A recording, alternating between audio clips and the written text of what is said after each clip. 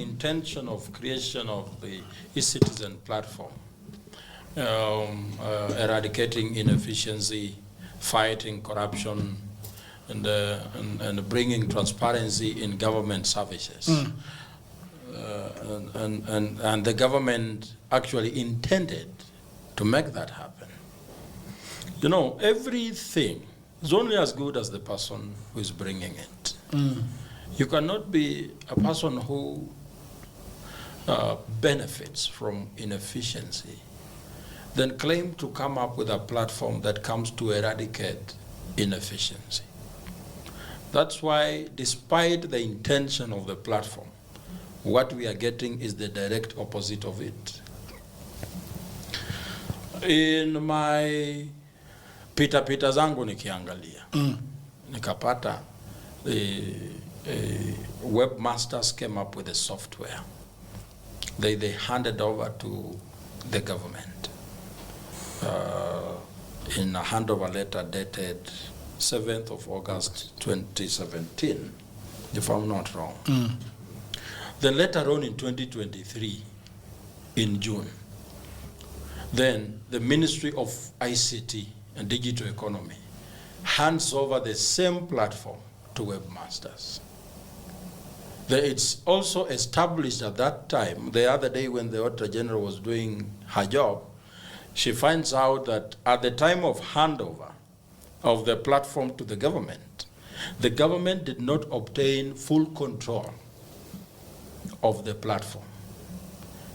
It resulted to over-reliance to the private vendor who was the webmasters. And since majority of government services are given through this platform, a platform that is being run by a private company, what's the intention of every company? To make profit. Make profit from where? From people. And since this was not meant to create profit, but provide services to the people, and the owners and the people running the platform need profit, that is why we are having huge amounts of money getting lost from the platform. And I want to also believe that the people in our government knows exactly what is happening. All these companies that we are mentioning are proxies. They belong to the same officials in government. So the issue of e-citizen, that's why there is a fictitious company that has received millions, and no one will knock on their door. And I think the Auditor General can also not say, because you find that you've come up with a report, you want to table it to your boss, then as you are making the report, you find that the culprit in this report, the person is responsible of stealing resources, is actually the person you need to report to. So what do? You take some steps back. You hide that information. Because when you talk about it, you endanger your job. Odhiambo, I want to bring you into the conversation and ask you a question. We have the Auditor General that has been giving us all this tea, all this chai. Whenever something happens in Kenya, they're giving us the chai. From a communication point of view, I mean, the way government is structured, first of all, the Auditor General is falling on which side? Is the executive? Where is it? So the government has independent commissions, which are actually independent in terms of the operation, and they file their report to the sovereign. The sovereign here is not the president, it's not the executive. The sovereign is the representative, which is parliament. Yes. So the sovereign is the people, but they have representative, which is parliament. Yeah. So these independent commissions, such as IBC, Auditor General, etc., they file their reports and give it to parliament. So now the gap comes in at parliament that there's no law that transcends Auditor General's report to anchor it into a law, that once you abuse the law, then you are taken to court. Because whatever should happen ideally is once the Auditor General gives a report, just like the financial budget, the financial bill or whatever, the finance bill, it goes for presidential assent so that then it comes into force as law. That's why budgeting, if you abuse budgeting, then you're abusing the procurement procedures of the country. So if you look at what is going on now, this e-citizen platform was originally not even a government program, actually. James Ayugi is my friend. So on this, I would like to defend him. Yeah. That whatever happened, he came with this idea and proposed to Waiguru, who was then at Treasury. Okay. And when he proposed it to Waiguru, Waiguru took him to Uhuru Kenyatta, who was then the finance minister. Okay? And he did tell them that he does not want government to finance him to do this. They could write to World Bank, and World Bank could then finance them. And I think they were paid about, was it $7 million or $700,000? Something about it, in the figure of sevens, but it was a good amount. For onboarding about 5 to 10 government services, which was immigration, certificate of good conduct, that's the police, and I think 3 more, which was done. And he was paid that amount. And so whatever was remaining was for them to now continue doing this job, but they would charge a convenience fee that will help them maintain the platform. Now, right there is where the gap was on the side of the government. Because e-citizen then should have been anchored in law, because it is providing government services. Government services are national security issues. Data is a national security issue today, that the Commissioner of Data, whose office should be also independent, should report to the sovereign as well. So perhaps what needs to be done expeditiously is to anchor e-citizen in law. Let us have a whole bill or a whole act for e-citizen that talks about its procedures, that talks about its management, because right now it is free market. Of course, Kenya is also a free market, but free markets have the danger of exploitation because they're capitalistic in nature and people would like to exploit them to their level best. Yeah. Ochoka, what do you think? We see something that comes up deliberately is when systems are designed to appear as if they're offering solution. But majorly, the loopholes that we're talking about are what are actually exploited. I think, in essence, moving forward, we have to come up with a way of consequences mattering. Because consequences not mattering is why we have so many cases of bloated corruption to the tunes of billions. And there's nobody who's held accountable for it. So I do feel that, yes, maybe the onboarding and even the vision of each citizen was actually time-bound. It was actually very necessary at that time. But what comes up after that time frame is what actually makes it all look ugly.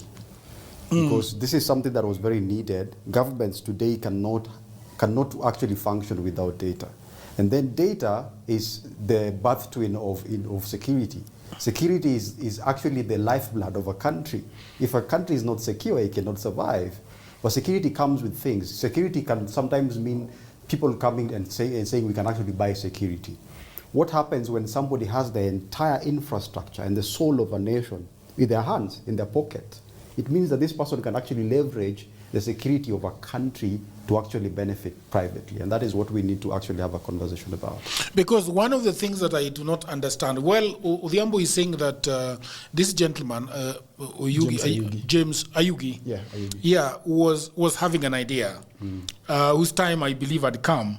And he said, okay, let us approach the government to do this. World Bank. Well, yeah, they approached the World Bank who had through government, course, who had told them. But now you see, the question that I am asking is that you do something to a certain point, and you say that, okay, we have a proof of concept, okay, that this thing now needs to expand it, because as you've rightly said, that it was supposed to be for some few government services, which was perhaps I'm imagining that is a grant that was given to them by the World Bank, correct? Yes, that's right. And I think even in their proposal, if you were to take us a peek into that proposal, it was a proof of concept that we think that we can actually digitize government, because this is an issue that has been going on around the world of digitization of governments, especially in the way they provide services to the people. And I think it was leaning to the fact that a lot of people who are perhaps in mashinani have to go long distances to go look for government services. I'm thinking that this was what was in the proposal, okay? But then they come and they say, okay, this is a proof of concept. It is working. It is doing well, blah, blah, blah, and so forth and so on. And like you've said, and I do not even think that it was supposed to be the executive that is saying that now this needs to be anchored in law, because we have parliamentarians and we have lawmakers who are looking at these things and seeing what is going on. My other problem with it is that because the way when Chacha made that argument, when the doctor from Nakuru went to court and said that the convenience fee is like a double charge, and they said, the government had said, actually, I think it was the government of Uhuru Kenyatta who said that they should be prorated. Like, for example, if somebody is paying 30,000 on eCitizen, they should pay a certain amount. Yes. But if you are paying 1,000, why are you paying 50 shillings? If you are paying 1,000, and then what I also find very disturbing with this thing is that you are claiming that you are collecting a service fee to take care of the platform. But the question that I'm asking as somebody who is in tech is that if you have 1,000 people, you still collect 50. And apparently that 50 is enough to take care of this, okay? But then we have got 3 million and suddenly they are still paying 50. And we have got 10 million, they are paying 50. Okay, we are now saying that you are probably scaling. And it is the scaling that needs this amount of money. But you can see that we don't know how much it cost. And again, another issue. The convenience fee is being given by the people, right? Yeah. And therefore, we need to know where is the money, the breakdown of the use of the money. Yeah. Like we should know in the financial reports, like last year, the convenience fee on eCitizen was this amount of money. This is how it was spent. But right now, we do not know where the convenience fee is going. It could be true that someone is pocketing the money. The loopholes we've talked about. Somebody puts in his wallet there. Now, this is where I will be eating from. That's why the Auditor General in the previous report, she said that in every transaction made on eCitizen, some phantom fictitious character pockets 2.5%. I have a question. Yeah. Who should be fielding this convenience fee? Should we know it? Should we know it as citizens? No. We know that. What do you mean fielding? Who's getting it? Because my idea is if the government enters into a contract with a software engineer and that company, and they're supposed to be providing an infrastructure that will be aiding in digitizing government services. Okay. I'm believing that they have a separate contract with this company, you understand, so much that if they pay 1,000, for example, to this particular company for this particular infrastructure and this service, then us as citizens, we're not supposed to be told that, you see, this 50 bob you're paying on top of the service that you're putting into eCitizen, this is for convenience fee. The arrangement, as I understand it, and Odhiambo would get in, the arrangement is that your payment is the convenience fee. I see. There is no other money that you are getting. Yes. Right, Odhiambo? So this is what's happening. Yes. And perhaps this is what you need to understand. Yeah. That whenever you do pitchings for tech, you pitch to be funded. Yeah. Any business is funded through two ways. You are funded either through a debt or you're funded through equity. All right? Now, if your business cannot attract either of these and you have proof of concept, which means it's a novel idea, then you move to the next stage, which is, okay, take a risk with me. Give me a grant, then, because this is a huge thing that I'm planning to do, then I earn in perpetuity, okay? So whoever gives the grant, for this case, for eCitizen, was developing the infrastructure just as it was. But now running this infrastructure, of course you're in tech, you understand this. Yes. You need to maintain it. There are always issues of constant phishing that happen by many people, constant attacks and everything. Remember, eCitizen was not procured in law. Okay. It was not procured, first of all. That's what we need to understand. This is a novel idea by a Kenyan, an indigenous Kenyan, who had tried it out in other countries and it actually worked in those countries.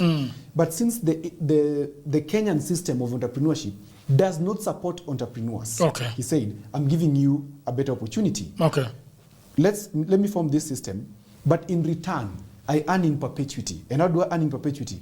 50 shillings convenience fee per transaction in perpetuity. and there's a contract to that effect. In fact, in this case, I can tell you, the person who is infringed is James Ayugi. Okay.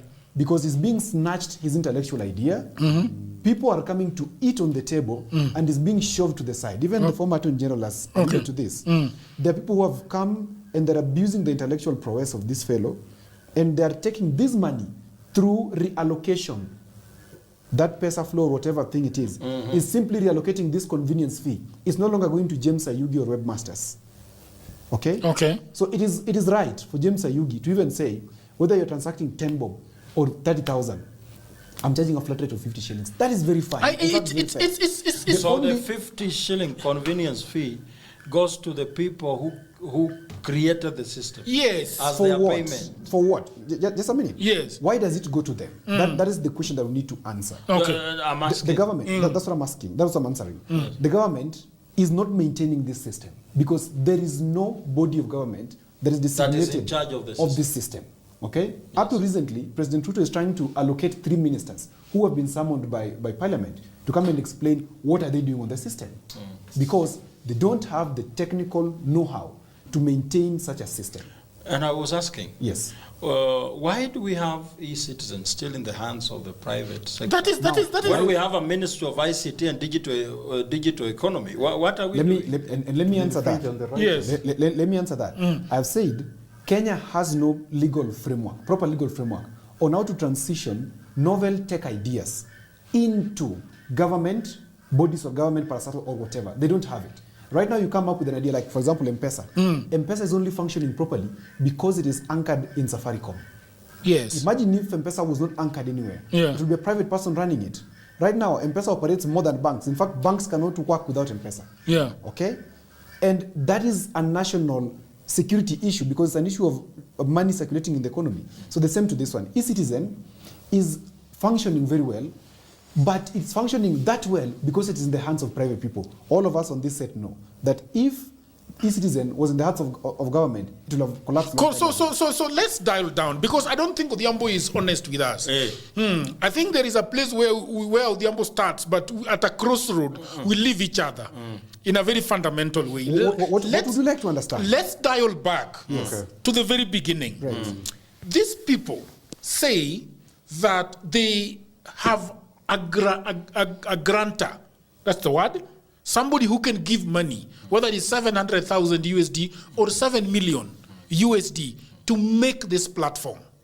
Actually, they were funded by World Bank and International Finance Corporation. Exactly. So two people. Yes. And so what we must understand from their conversation with the World Bank and the other entity that gave them this money, what was the idea? Because were they funding a business entity or were they funding Kenyans who wanted to help Kenyans? This was a grant to government, a grant to the government. So it was given to the government? The government of Kenya. Okay. Okay? To enhance government efficiency. Okay. Okay? So now, no. I want to go with this guy. Yes. So you hear, money has been given by two entities to the government. Yes. To enhance government efficiency. Yes. And then, let we go step by step. It becomes government business. So no. Just wait. So I want to ask him. Yes. So at this point, the money has come to the government. Yes. What is this guy? Who is James Ayugi at this point? What is he doing? James Ayugi is a normal citizen. Yes. Who has developed a system that is going to. But he has not developed it. He's developing using the money that he is given. He has a prototype. You understand a prototype, right? Oh, yes. So he has a prototype of what this can be. Okay.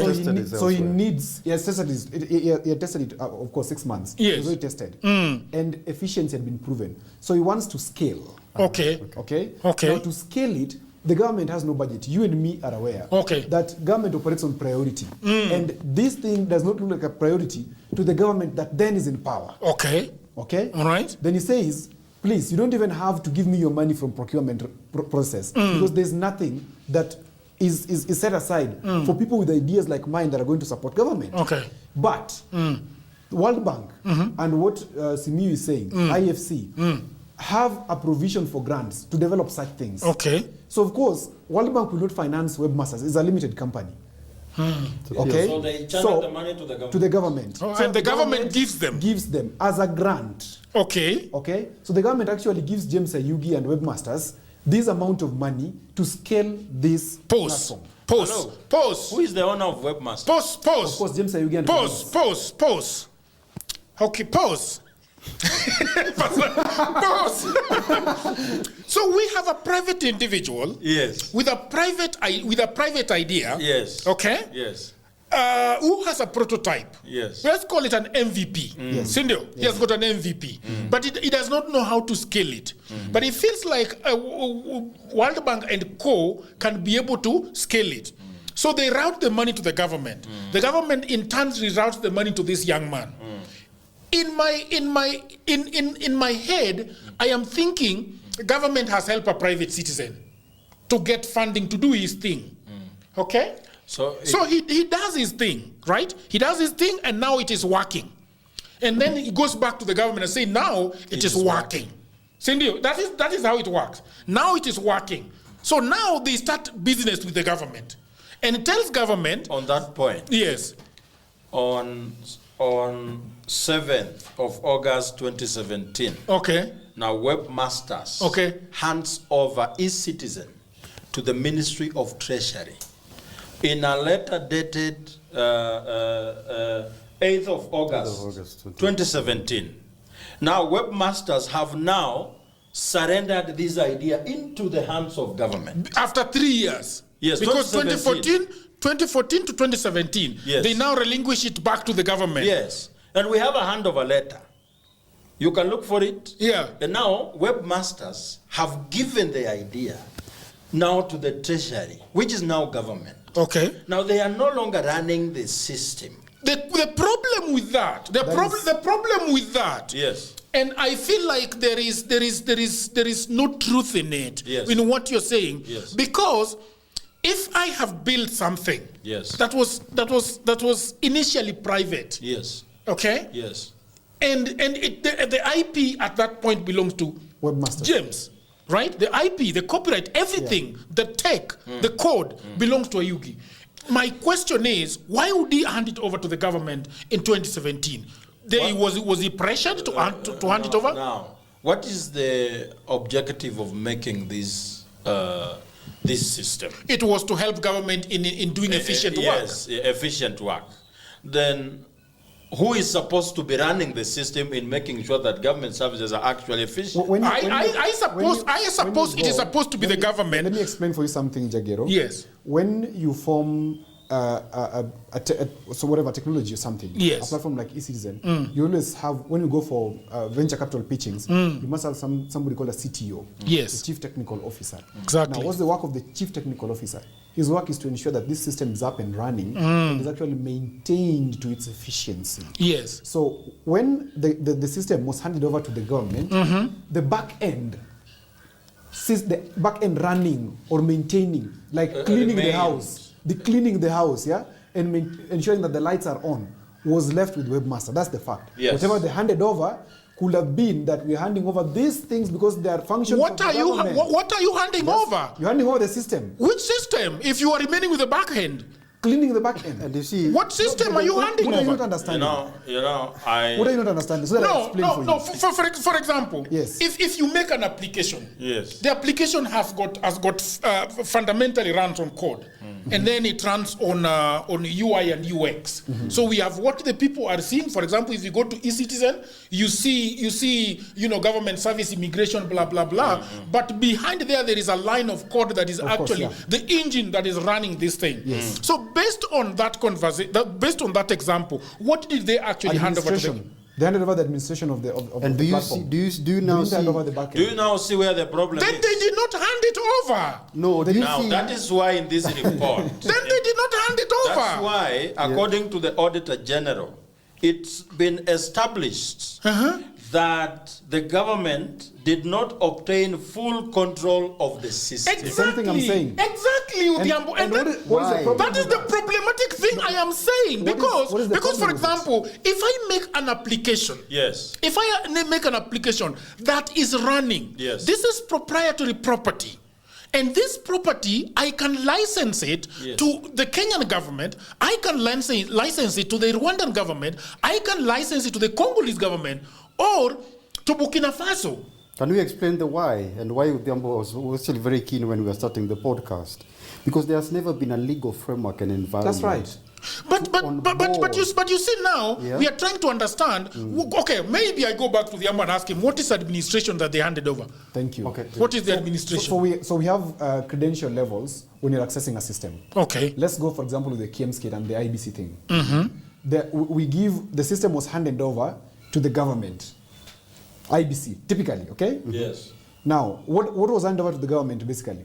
It was the credentials, the administration level, that you want to add an administrator, you want to add a level of operation, you want to administer what happens at what time. That's the government. But on the technical end of issues, the government has no technical know-how, because even the salaries they pay cannot afford a chief technical officer or a simple technical officer. So they license the system. Of course, the system is licensed. From who? Okay, now, James Ayugi, sitting with James Ayugi 3 years ago, he did tell me that all the licenses that are operating on that platform are his and nobody else's. On whose platform? On the license that are running eCitizen. No. I'm talking about you gave you drew parallels with the Electoral Commission, with the IEBC. Yes. So who does IEBC? So the whole IBC, architecture. IBC buys the architecture of KMS, for example.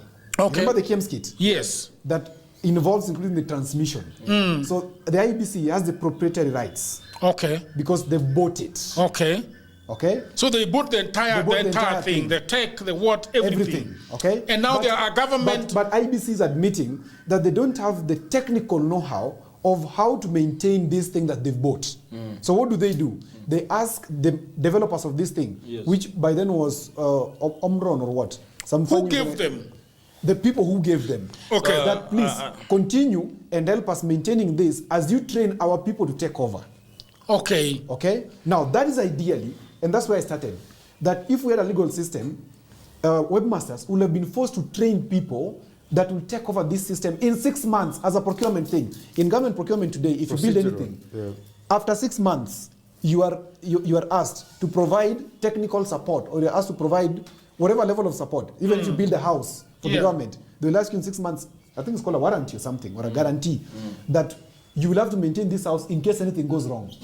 Okay? So again, up to this moment, webmasters is only in the system, and those are the companies that are coming in because of a loophole in the law. There is no law to date that is anchoring the existence of eCitizen. Now, there's none. The reason why we are talking about eCitizen is that money is lost.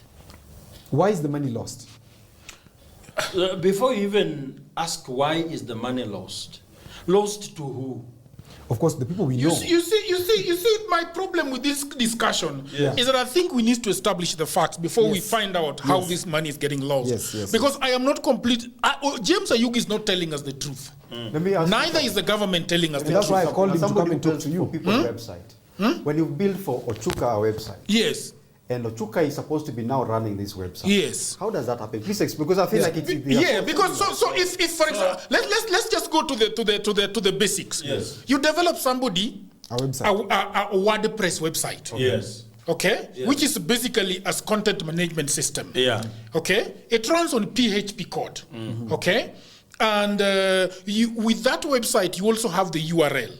For example, joachim.com. Yes. And then you have the host. That could be Sasa Host Africa. That is now called Host Africa. Okay? So now you could once you've built the entire system, all the files are now domiciled on a server. Okay? So if you go to that server, maybe you see all the files for joachim.com. Now, and these files, and for you to get into the back end and see these files, you have a WordPress login. Right. Okay, which is maybe joachim@gmail.com, and there's a password, blah blah blah. Okay, so once I am done with building the website, I tell you that here, this is your cPanel that gives you the login to the back end.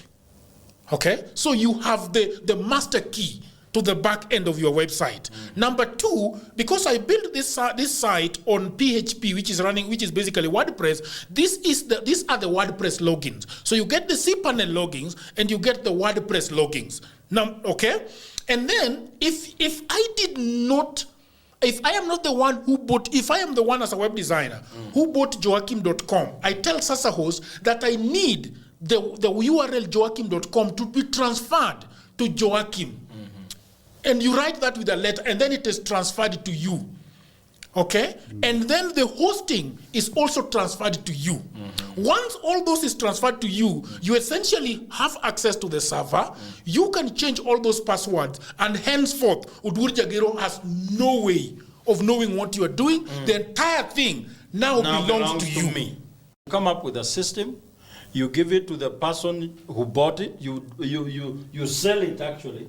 But you remain with a chunk of it and operate it from the background. This is the problem with Odhiambo and his friend. This is the problem. He's the devil's advocate. Listen. Odhiambo, before you come in, I want to say something before you come in. My voice is boiling. Calm down. Calm down, Odhiambo. Calm down. The way these things should have happened, and Odhiambo is going to correct me if I'm wrong. Okay? This gentleman called James Oyugi of Webmasters, it is one of the most brilliant ideas that we have ever seen. And I think James, whatever he is, he has to be given his flowers. Absolutely. He did an amazing job. In fact, every time I look at eCitizen and how it operates, it's an amazing. It's one of the things that just look like M-Pesa. In fact, you put eCitizen and M-Pesa, you are proud of what Kenya has achieved as a nation. Okay? My biggest problem with James is that James did not understand. James is either in cahoots with these people or James did not understand this thing fundamentally from the very beginning. So this is how I think this thing should have worked. Okay? James Oyugi has a proprietary application that can be used in any government around the world. Okay? What I think should have happened, if the government said, okay, we want this thing, James should have said, I have worked my ass all over the years, and I think that I need compensation to relinquish this thing. Or he could have said, I think this thing is my idea, and I'm ready to go to court to hold on to this idea. It is mine, and so what I'm going to do for you is to license this product for you, to use it. Because that is exactly what PesaFlow is doing. That is exactly what PesaPal is doing. That's exactly what all this tech is doing. They license you the work, even in tweetbooks. That's exactly what they do. They're just licensing you for the product to use it. Wave.com, they license you this thing to use it. And then now what he should have done is saying that we want to write a contract, like the American company called Plantier. Just did a huge 10 billion contract with the US government, for data the other day. Okay? But the core of that thing remains with the Plantier. It is the property of Plantier. We are just licensing to you. We can license it to Canada. We can license to Israel. We can license to Germany. Hope we can license it to Kenya or Uganda. Okay, I think this is what would have happened very well. But in my estimation, this guy thought that maybe these fools, Kenya government, does not know shit about technology. So what am I going to do? I am going to tell them that I've handed it over to them. But they don't know how it operates. That is why it is being handed over in 2017 and quickly reverts back to them, because they have realized I've been given a phone I can't use. I can't use it. So, by the way, just help. How can you help us? You know? This thing is so hectic. We give it to the tech guy. Odhiambo, you are coming. Odhiambo is boiling. Odhiambo is boiling. Lawyer James. So, okay. So this is what I'm going to do. And then they will say, okay, for me to run this thing, I would like to be paid 300 million per year to run this thing. You pay me, I run it. You pay me, I run it. I have no problem with you guys. Or, so you see that. The problem with this guy is that he decided to get into the idea of fees. Now, It's not before called- we it's even not talk called fees. about... Can we give him time? Can we give him? Before we can- I want to give him a figure. Wait, Simiyu. Can we give him? Because this guy is killing me. One. That thing is not called fees. I need to call it the right name. It's called perpetuity. Okay? He's earning in perpetuity. Now, look at it from this side, Jagero. This fellow says, you know what, government of Kenya? You don't have a budget to do such things. Yes. Okay? Yeah. But we can try and see how it works. And whether it is one person using it, or 10 million people using it, or 30, me I'll just charge 50 shillings for my convenience fee. Just for me To any Kenyan who shows up on that platform. not to any Kenyan, to help manage this thing. Because So every transaction. Let's appreciate the Every fact. transaction. Let's appreciate the fact that, number one, the Kenyan government has no capacity, what I call integrity capacity, to run such a system. So it's not They have no technical capacity. It is not. It is basically what Odhiambo is saying is basically that the government cannot run Posta. Yes, they can't run. Posta is dead because they can't run it. That's a fact. Telecom is dead. Come because close to they the can't mic. run it. So Is that a fact? we are saying Yeah, the government that today. the government cannot be trusted. Yeah. The government today is collapsing every sense of an integral body of government that is there. Parastatals are collapsing. They're being sold. They're being sold to private people. Tell me, in which state in this world does the government turn into oligarchy, where we are selling our sugar factories? We are even selling NTSA. Telecos. And you even know the people who are buying NTSA. It shows you the government, number one, has no ethical desire to sustain growth within itself. So what is the challenge? If James Ayugi says, and webmasters say, that, hey, this thing is very nice, it's brilliant, okay? Let me help you run it. We can do a test and say, okay, Jagero, let eCitizen be handed over back to the government. Okay. That thing will not run for 24 hours. I'm telling you, no, you it can't run. see, that is neither here nor there. It is here or there. That is, Okay. that is, that is, here. that- No, wait, let- Jagero. The government is The word still mine. responsible. The word Yes. is still mine. The word is still mine. Yes, Let me yes, finish. okay, okay. Yeah. Let me finish. Yes. James Ayugi Yes. has accepted Yes. that whatever number of people that are working on, that are going to operate on this system, whatever fee that he'll collect, it is agreed that it will go to Webmasters Limited to help maintain the system, whatever amount. Because the bigger this system becomes, the bigger monies you need, bigger resources you need to run it. Exactly, I Staff agree. to run it, you have to pay them, you have to expand your hosting, you have to expand your storage. Exactly. I mean, there's so much things Yes. that you're a tech person. You know Yes, this. yes, for Please sure. appreciate the fact Yes. that James Ayugi and Webmasters Limited are doing this country a favor. The challenge is there are some people who have come into government recently and they have now gone and muzzled James Ayugi and his people. And if you guys were in the shoes of James Ayugi, I have had the advantage to sit with him. You would see the pain in his eyes of somebody who has come up with an idea but is being fucked up out of it. Yes. Literally. For, So let me ask. yes. So he's clean. Okay. Oh, he's clean. Okay. Whether he's clean or not, we needed an auditor general Yes. to tell us the rot in eCitizen. If it was against the owners of the platform, that the money getting lost is not their intention, then who should be the first whistleblower? The person who came up with the system. Yes. The That person who I is came- running it. Yes, Why is he not? I came up with this system I think that would be naive. to help. I think that would be naive, Simiyu. How is it I mean, naive? He's actually saying that's dangerous. That's dangerous. I mean, that So would be it's naive. not dangerous to an auditor general. It's only dangerous to the owner of the Auditor system. General, number one, has tenure of office. Yes. Number two, Yes. Auditor General is doing her work. Yes. This person who's running this thing, this is a free market. And in any free market, we have the dangers of death. Let's look at it for what it is. This is money. This is huge money. This is 1 billion shillings a day. So he decided to keep This quiet guys so can that kill him. he These saved guys- his life. People have been killed before over nonsense in this country. This So is a what big we are amount of saying money. is, now the guy, his idea has been hijacked Yes, Yes. exactly. by sharks, and now they are profiting out of it. Yes, and he's being pushed by the side. He's being And pushed. even that convenience fee, he doesn't have it now, I can tell you. It goes to someone. Yes. Do we need e-citizen? We need it. We just need a law. Passed by who? The same Parliament. sharks that are We benefiting need from it passed in inefficiency. Parliament because let me tell you, as much as we can't seal the whole loophole, but we can at least reduce the hemorrhage. Let me ask. Who are we entrusting the duty of passing a law? Parliament. The parliament. Members of parliament. Yes. Are you telling me that they are not benefiting from the loss of these billions? They may This is a platform that makes $1 billion on daily basis. They may be, and the reason why In a year, you can give each member of parliament $1 billion and say the next 5 years, don't ask any question. So how can they pass a law that stops $1 billion from coming into their pocket? It's going to regulate. they can pass a law, it's going to be done, it will be done. It's time. Under this parliament? This is the time that's going to be done.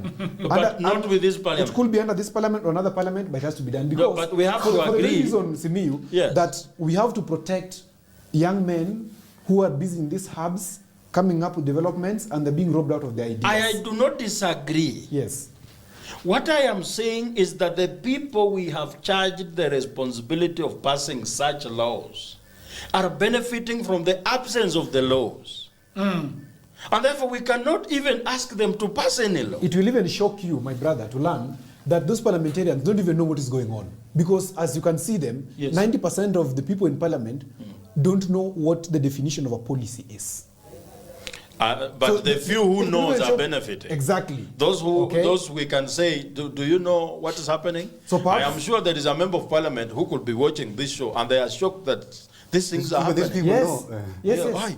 How did even Jagero know Yes, these yes. things? You know, they thrive in ignorance, in where people don't know anything. So what we are saying is, now that we have a citizen that is now helping in collecting even revenue, that the taxes we are collecting, they are using this platform to collect it. But these same taxes are ending up in people's pockets. Then did we achieve the objective let we me- had actually, let me- when let me- coming up with this idea Let of me even forming a correct you. system? Let me even correct you just right there. Yes, Because you are giving this government too much credit. yes. This any revenue that's collected in this country needs to go to a consolidated account. You're aware of that, right? Yes.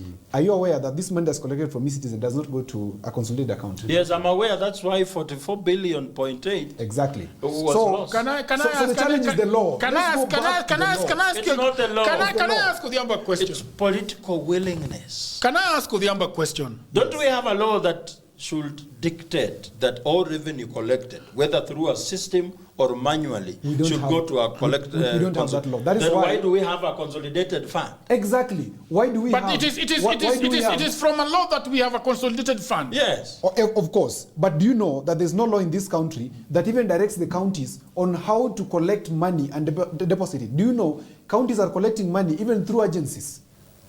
Do you know that? Yeah, That counties I've collect heard. money. Like, let me give you an example. I'm aware of a county in Nyanza, for example, that collects money through a USSD code, which they paid 100 million shillings for. USSD procure. code, which you can develop where you're seated. 100 million shillings was paid to a company. Then this USSD code, once you pay 100 shillings parking fee, it reallocates this money through rationing. Yes. That 50% goes to the government account. That sounds like 50%. Kisumu County. It could be, I don't know. But because you come from there. That sounds like Nyo. you know, No. I have to ask this guy a question first. On James Ayugi, the proprietor of E-Citizen. e-Citizen, according to his friend, he's saying that he's not getting any shilling right now. It's true or false? That is true, even Justin Muturi confirmed. Yes, he's not getting a shilling. But the person who owns the entire back end of this thing, that powers this thing every day, is It's James James Ayugi. Ayugi. So why is he So where still is he? running Where it? is he getting the money to run it? So I can say this. Why is he? And Where is this he paying? It's still there. And this is absolutely hypothetical. Okay. Yes. Because I don't have the fact. I called James Ayugi when we were with you, and I invited him to this show when we were with you. Yes. Okay? He didn't give his response. So I cannot answer He from cannot fact. come I can because- answer from hypothesis. He cannot come. No, you can't. You know the question- I invited him. I challenge you to bring him here Yeah. so that he can answer. How I wish this will be live so that Kenyans would ask questions. It is gonna be live. So hypothetically answering his question. was Yes. this. James Ayugi, and you can watch the interview of Justin Muturi on this one. Yes. James Ayugi is invited into a room, and he finds three gentlemen, and the Attorney General walks in, and he's told, hand over the system, and he signs. And then Coerced or told? Coerced, because it's a government man. The government can remove your teeth and tell you to go and report to the police. The same police that they appoint, okay? So this fellow is told, hand over the system to so and so. We are going to pay you this amount of money, okay, for the work that you're doing. So you are redictated because your entry point was wrong. Sorry to say, things don't go wrong, they start wrong. Yes. And e-citizen started wrong. Because it started without a base, and the base of a country is law. I know what is wrong. No, Jamaliza. So I want him to finish. No. I want him to. No, you have to let him finish. There's something. Because did he get the money?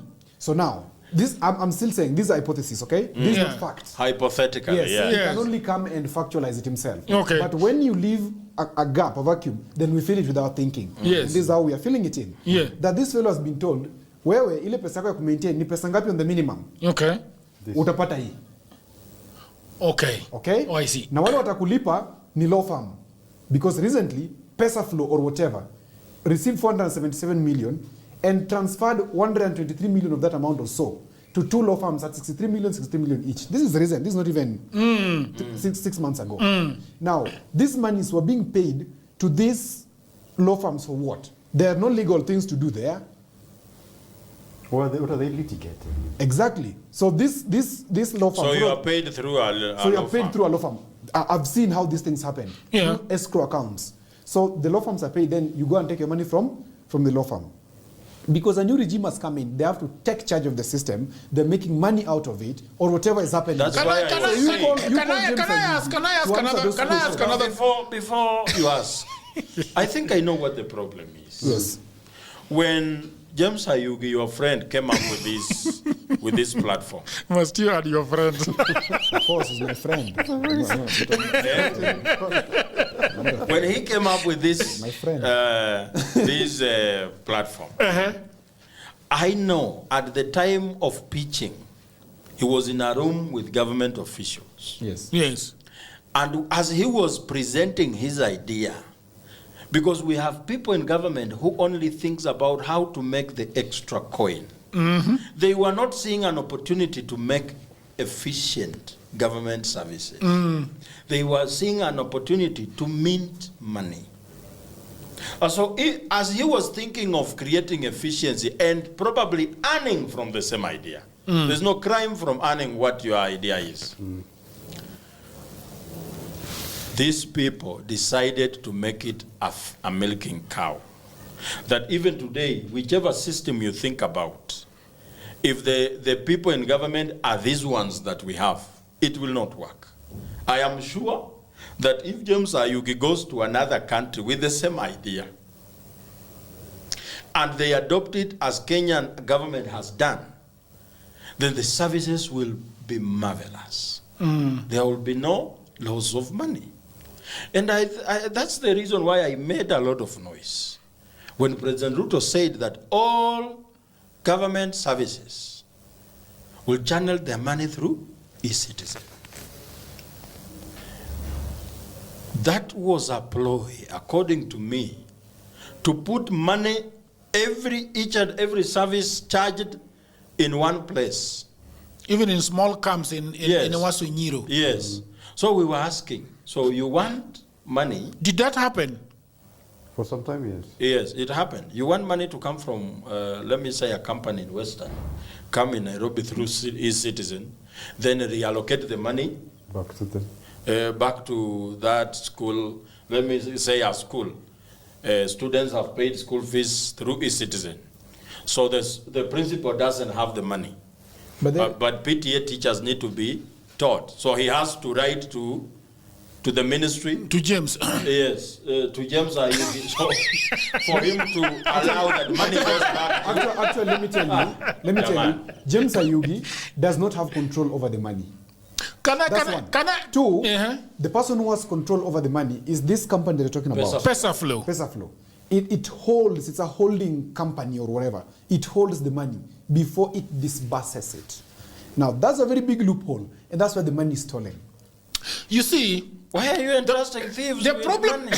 If you're entrusting private contractors you see, With the public funds. you see, the problem I'm having with the Yugi is one. I do not think that Ayugi is completely clean. I do not think Ayugi is completely clean. Ayugi is somebody who started something which was money making and minting money, and then somebody saw the gravy and came. Where does Ayugi stay? Where? No, in country. You in country? In this country. Yes. If he's, based on the estate, I will know if he's getting the money or not. I even know where No. it says, but it says in Kenya. Wait. But don't derail me, Tom. You see, I think somebody put his clothes, these dirty clothes, in Ayugi's gravy. Because I think they worked very well with Uhuru Kenyatta.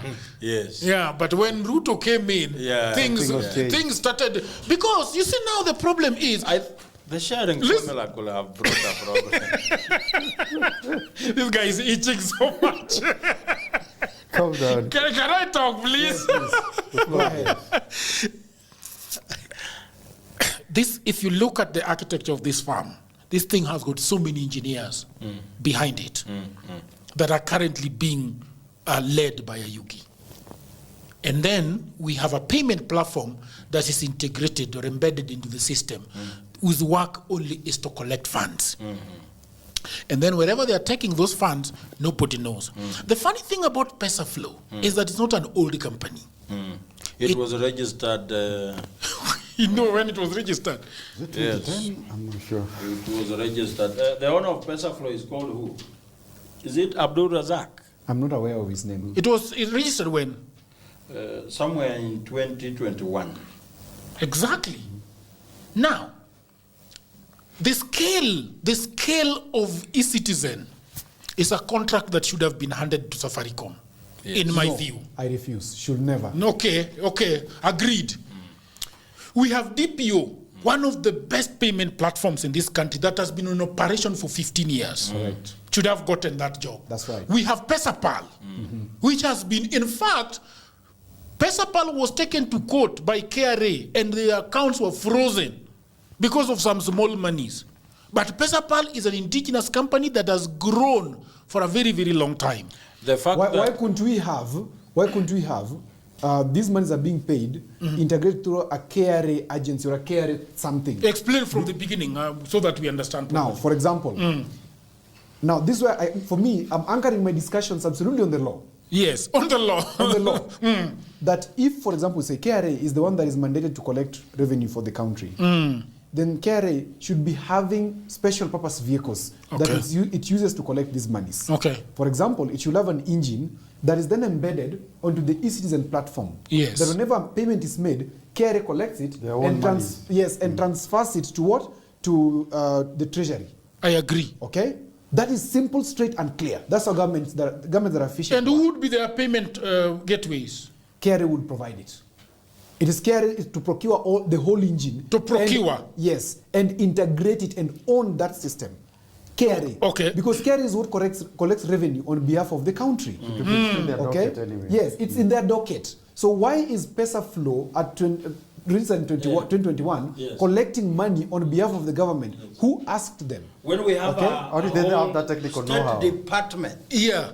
KRA. And With the tallest building. the messaging. Yes. The messaging completely handled by a company which, if you look up on LinkedIn, has no employees. Look, for example, Javier, Yes. for example, Posta today is on its knees. Why It's can't not on Posta? its No, knees. it's dead and buried. Why isn't Posta? It is on its knees, bro. Why isn't Posta handling the messaging on e-citizen platform? Why isn't it handling? Why are we giving somebody private? This is a national security issue. We are dealing with human data, and we are leaving it in the hands of thieves who are not known. James Ayugi is a victim in this thing. I agree. Let us discard the name James Ayugi for a minute. James Ayugi is a victim. Yes. According to him. You agree that it's a victim. You are a Kenyan like him. I'm not, and you know I'm this not government sure. eats people. I'm not sure. Are you sold to the idea that he's a victim? He could be not. So it's But My biggest problem with him is that he has the entire team that is basically propping the entire e-citizen up. At times, Jagero and Simiyu, you need to understand one thing, that it is important to have peace than to be righteous in systems where you don't have protection. So you are saying that sometimes you sit on the fence and pretend that things are not going wrong And he lives when one they day are really longer. going wrong. And he lives one day longer. And you live one day longer. One day longer. You have a Yes. family with children. Am I going to risk my life because Kenyans are making noise? Jesus Christ. Children with a wife who are still victims of the same theft that is happening. Kenyans will realize, like now you are realizing, and you'll go to the street, and him will say, I did my part to bring the system, you also fight for it. It's right, 50-50 for me, it's cool. No, that explains why. And that's why we are some fighting people- now. Yes, some people. The biggest issue, as you have mentioned, is national security. Yes. The people paying through e-citizen, their data is there. Yes. So over 30 millions of Kenyans have their data in a private Hands. hand. You know, data is a very important thing. Right now, I could go to Al-Shabaab with the data of 30 million people and say, I can sell to you this data. You tell your funders that you have enlarged your membership. So they could use the data, go to a bigger terrorist group like NIS. They are given, no, not NIS, ISIS. Yes. ISIS. They are given 40 billion. Are you saying that NIS is a terrorist organization? No, I'm not saying their names are almost the same. So they are given, because it's the real data. Yeah. When they cross-check, they will find that these are real human beings. Yeah. Then you could say, I have sold to you this. You make money from selling people's information. In fact, let me tell you, because I do research, I do a lot of market intelligence survey. I have a whole firm that does that. And one of the things that we thrive on is on phishing of data. Yes. So in your phones, those phones, for example, today, if you talk about anything, like what we're talking about now, once we're done with this conversation, you check your internet, you'll find the same thing we're talking about is coming as a priority. Yes, because those phones listen. And we are very keen on that data. Now, someone like me is very envious of these companies. Why? Because they're having integrated data, real-time data, that is looking at your financial transaction, because they know how you transact, Yes. because they're on your phone every day. Yes. They're looking at how you move, Yes. which place do you visit. Yes. And they're selling this to this Real-time private data. Yes, this So it's not just ISIS. it's not just, and let me tell you, Jagero, the reason that's why I was saying that this thing is a national security issue. If you look at even America, Facebook was summoned to talk about data privacy. Now, the biggest issue we should be dealing with today on Is this data discussion privacy. is data privacy breach. Because where is that data going to? That Like- is the goal. Like the same way. Not even the money that we're talking about. What we are talking about here is the same as what they told us the other day, that they want to sell government shares in Safaricom. So when you sell government shares, which is 35%, Safaricom becomes entirely private. When it becomes entirely private, Safaricom also has real-time data. Triangulation, your movements, your transactions, everything. Even your communication, the people you tell very sensitive things. Vitu zenye unasemanga, "No, usiambie mtu bro." Safaricom knows that. In real time. Safaricom knows that. Now it will be in private hands. That is security breach. Yeah. So the Office of the Data Commissioner, right now, together with Parliament, especially the ICT committee headed by, I think, Trans Nzoia Senator in the Senate, Alan Chesang, who is a terrible human being in How his own did way. they decide that Alan Chesang should be in charge of data? And that's what I'm saying, is a terrible human being on his own way. And if these bodies like the ICT committee and Data Commissioner's office should actually call these three people, these 3 companies, including webmasters, I'm not exempting them because I know they are genuine. Let them come to the table and explain their sides, because the real case we're dealing with here is another 5, 10 years, another 3, 4 months. My data, I don't know who it is ending up with, and I don't know why even importation issues are being an issue in this country, because these guys are monitoring our data. They can submit, and those guys know, okay, what is lacking in Kenya today, or the consumerism trend in Kenya today is this one. They come and influence government. We need concessions on A, B, C, and D. And they have real-time data that this is what Kenyans are looking at. Jagero here on his platform, he uses an AI platform that it crawls deep into the internet and aggregates what people are searching on a daily basis.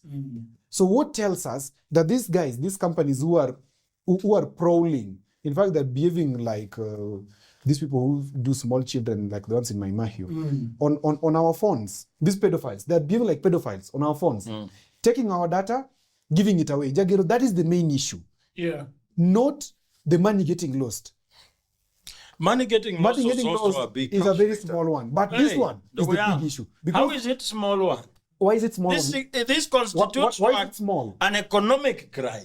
Of course, it's an economic crime. It's already happened. The worst is what is going to happen, because these guys are now going to influence policy based on data they've obtained illegally, and the data commissioner has no eye on this set of data. Then once they have this data and they do with it their business thing, they come to the government and say, hey, niggas, there's this thing that is coming. We can actually do business. And these guys are in business. This and this and this we can bring. These guys are looking for this. This is what they need now. We need concessions. That is the danger. It is blocking very many employment opportunities for us. Let's finish up, because I think we are done with the issue of e-citizen. What is your conclusion, Jagir? My conclusion is that I think that something really went awry. I believe that at the point that this gentleman was trying to hand over this system back to the government would have asked him some fundamental questions. Now that you're bringing us back this thing, what does it take for us to run this program or this project? And then he would detail if he was, because one of the problems I'm having with him is if he was genuinely wanted to give this system back to the government, because it looks to me like he gave them something that they did not know how to use. And therefore, and I'm not sure why in 2017 he was right. There is a letter that was dated, I don't know, some 7th of August. 7th of August.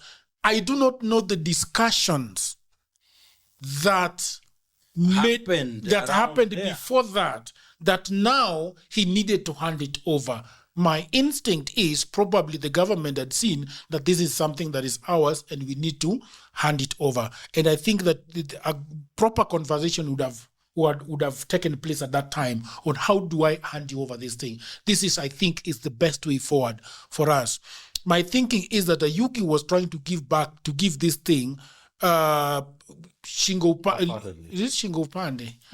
What the Swahili? Yeah, Shingo Pande. Shingo Pande, yeah. That let me give this fools this thing. They are not going to do anything with it. They're going to tell me kitu imetushinda, wacha tufanye hivi. But he did not see the future, that a future is coming whereby the person is negotiated with is so aggressive. And he's saying, hii kitu ni yetu bwana. We don't know how to use it. We know how to use it. We are taking it back and you're going to suffer. I think that's so. But going forward, I agree with Odhiambo, because for me, I've now been schooled by Odhiambo that the best way to go forward is to go through the rule of law. Because how Pesapal got this thing is not known. How Olive Tree, Pesaflow got this thing is not known. How Olive Tree got this thing is not known. The part that is being played by webmasters is not known. So there is a lot of unknowns. The only thing we know is that lots of money are going through Pesaflow and monkey business is happening. Why call it Pesaflow? It has a big... It's flowing. In conclusion, what do you say? In my conclusion, we have a government that's very creative in areas of money to them. When it comes to using the lacunas in law and every opportunity to make money, our government is very, very creative. But the issue of e-citizen, I think we should, going forward, e-citizen should stop operations first. Then we decide if we reuse it again, then every coin they collect should go to consolidated fund. So Parliament should look for any legal gaps and fill them and make sure that every coin collected on each citizen goes to consolidated fund. But I still have a problem. Even if this money ends up in consolidated fund, the same Auditor General, was it somewhere early this year, made a revelation that 1.3 trillion had been manually withdrawn from the consolidated fund. And that around there... What is manual withdrawal? They went there with briefcases. Yes, for a period of 7 months. That's this, at that time, actually, our good minister, our expert... But there are clerks. If you are withdrawing something manually, then there are clerks that give that money away. So do you ask clerks, as a clerk, and you are told this X amount of money has to go, what do you do? Who came for it? That's the question. Those are the people you'll never know. Those clerks. Actually, the biggest mistake you can do in this or any other government is to know things you are supposed not to know. You better kill someone. You will case in court. But kujua vitufai kujua, you will not go it home. So the Auditor General was very clever. He just told us things that even knowing doesn't pose a threat to you. But if you go into detail and know who went away with 1.3, that becomes a problem. So we have a problem of, there is this gap of trust between the people and government.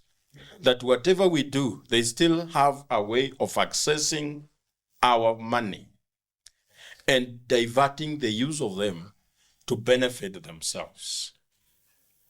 And therefore, that still takes me back to my rallying call that for us to do anything meaningful in this country, this government has to go home. Thank you very much. Uchuka, what do you think? Ladies and gentlemen, the world is run by a court. And it's high time we either establish the framework and the environment and the incentive, whatever it is we need, a resource, a repository that we need as a government, as a country, so that when such scenarios happen, they happen within context. And therefore, even if you were to actually prosecute somebody for the wrongs that they have done, whether it is economic crime, procedural, or whatever legal framework there is, we are able to put it into context. I don't think we have that. I think that's the problem our government ran into, because you have an ICT need to digitize and make government services efficient. But there is no ICT person. The only person who only did a bachelor's in ICT and some nondescript university. And they are not capable of actually, when handed this particular architecture, this particular tech architecture, they're not capable of running it. So what do?